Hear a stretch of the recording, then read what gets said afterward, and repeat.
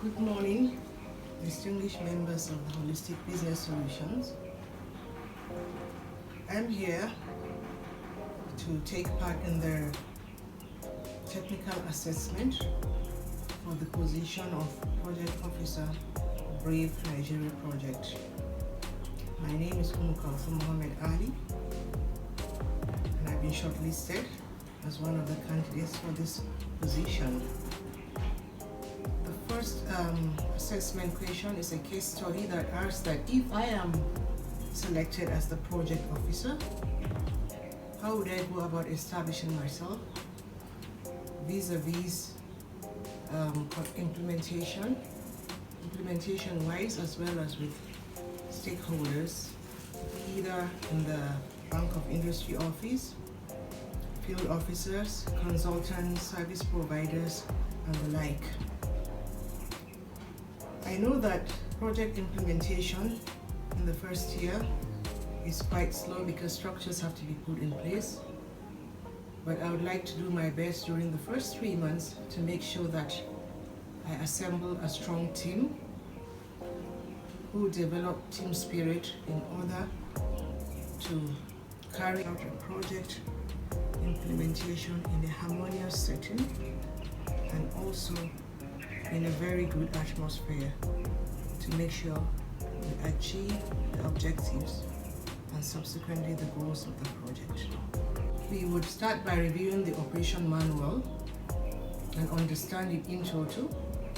Although it's a living document that could change, but we would make sure all of us are on the same page by understanding the roles and responsibilities, by knowing the targets, key performance indicators, and the general scope and achievement therein. My staff would then be motivated to work as a team to achieve all this I've listed.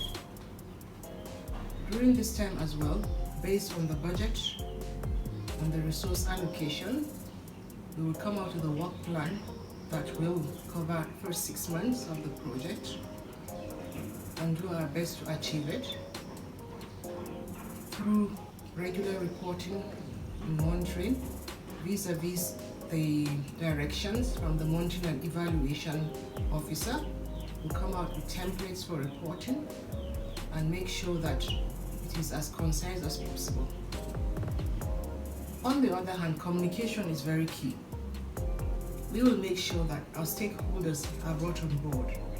We shall carry out extensive advocacy, sensitization, creation awareness to all the relevant stakeholders, be they government officials, the communities, our field officers, as well as fellow officers in other project states. We will be able to achieve this if we can meet regularly to share experiences and to make improvements in the way that we run the project. If possible, a stakeholders workshop will be organized where everybody will meet, because each of the stakeholders have different demands and needs which should be addressed by the project. By understanding our common objectives and goals, we'll be able to work together to make this project a success. On the communication side as well, we'll make sure that we develop communication instruments, whether through radio, jingles, through newsletters and other means, to make sure that everybody's aware and interested women entrepreneurs, firms, to be able to key in to this laudable project.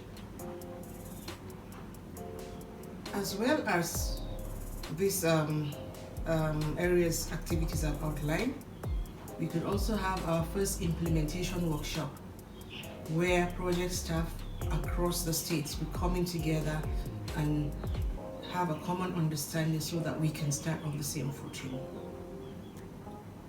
We'd also look at the components of the project on ground in the state. That is the procurement, the admin, and finance. We'd look at the areas of concentration for them.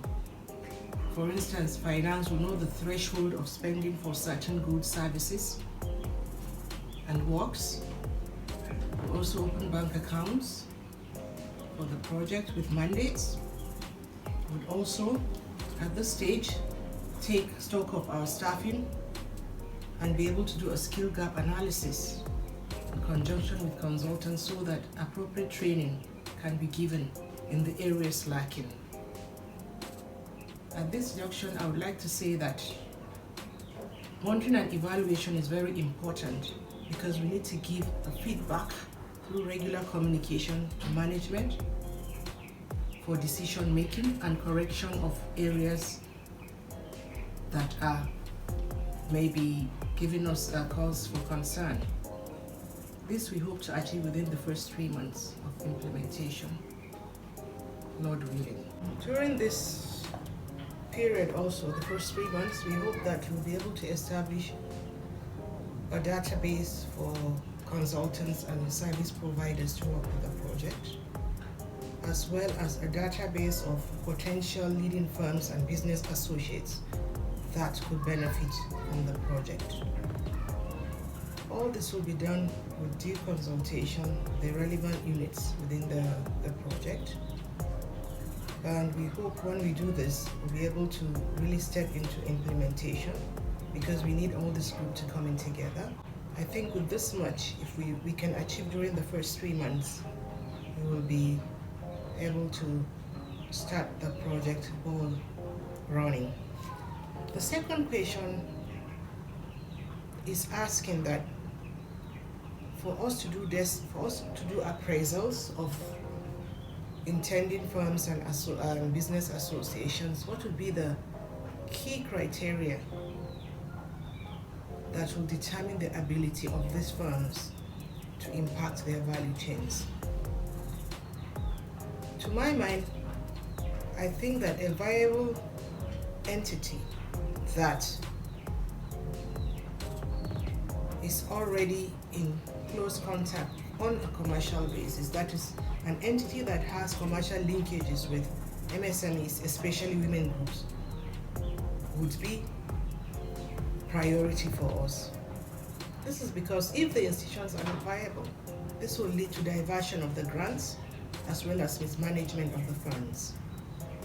And if they are already not in contact with women groups, MSMEs, then this is not the time for them to come on board because they need to have had some experience dealing with women groups and also supporting them willingly to be able to utilize this fund to strengthen the women groups, to train them, and also to create efficiency in their processes. That is why I say that viable institutions with commercial links and the willingness to support the MSMEs, to me, is the key criteria I look for when I'm assessing the firms and business associations who would want to participate in this project. Thank you very much. Thank you for your contact.